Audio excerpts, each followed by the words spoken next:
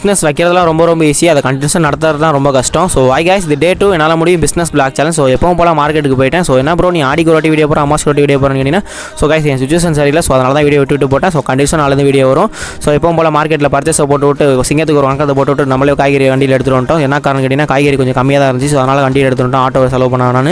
So வந்த காய்கறி அப்படியே கடையில் எடுத்து அடுக்குமேன்னு சொல்லிட்டு அடுக்க ஆரம்பிச்சேன். ஸோ கைஸ் நல்லா ஒன்று தெரிஞ்சுக்கோங்க, பிஸ்னஸை பொறுத்த வரைக்கும் யாரையும் எக்ஸ்பெக்ட் பண்ணி ஆரம்பிச்சிடாங்க. இவங்க வந்து நமக்கு ஹெல்ப் பண்ணுவாங்க, அவங்க வந்து ஹெல்ப் பண்ணுவாங்க. ஸோ கைஸ் நீங்கள் உங்களால் முடிஞ்சால் மட்டும் பிஸ்னஸ் ஸ்டார்ட் பண்ணுங்கள், இல்லை ஸ்டார்ட் பண்ணவே பண்ணாதீங்க. நான் அனுபவத்தில் சொல்கிறேன்.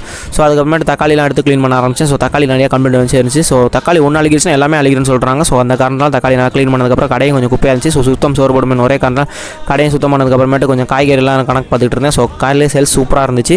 ஸோ வெற்றிகரமாக நம்ம காலையில் வியாபாரத்தை முடிச்சதுக்கப்புறமேட்டு கொஞ்சம் சேல்ஸ் கொஞ்சம் ஸ்லோ ஆகிட்டு இருந்துச்சு. ஸோ ரைட்டு கொஞ்சம் படுப்பேன்னு சொல்லிட்டு கொஞ்சம் டயர்ட் ஆயிடுச்சுன்னு சொல்லிட்டு கொஞ்சம் படுத்துட்டேன். ஏன்னா காலையிலே கொஞ்சம் நானே பர்ச்சேஸ் பண்ணிட்டு நானே கடை எடுத்து ஸோ கொஞ்சம் ஹெவியாக இருந்துச்சு வேலை. ஸோ அதுக்கு நம்ம கடைக்கு புதுசாக ஒரு அண்ணன் வேலைக்கு வந்தேன். ஸோ அந்த நேரம் கொஞ்சம் பார்த்துக்க சொல்லிட்டு நானும் போய் நல்லா ரெஸ்ட் எடுத்துட்டு ஸோ ஹோட்டலில் கொஞ்சம் ஆர்டர் இருந்துச்சு. ஸோ அந்த ஆர்டர்லாம் போய் கொடுப்போமேன்னு சொல்லிட்டு நேராக போனோம். ஸோ சந்தை கலகலன்னு சொல்லிட்டு ஜாலியாக போயிட்டு இருந்துச்சு.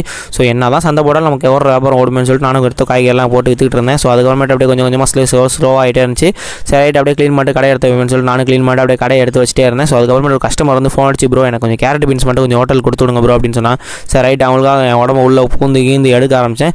ஸோ கைஸ் நல்லா ஒன்று தெரிஞ்சுங்க, கஸ்டமர் மட்டும் என்ன காரணத்துக்காக மிஸ் பண்ணிடாதீங்க. ஸோ இந்த மாதிரி பிஸ்னஸ் பிளாக் வேணும்னா ஸோ என்னை ஃபாலோ பண்ணிட்டு வெயிட் பண்ணுங்கள். Bye bye.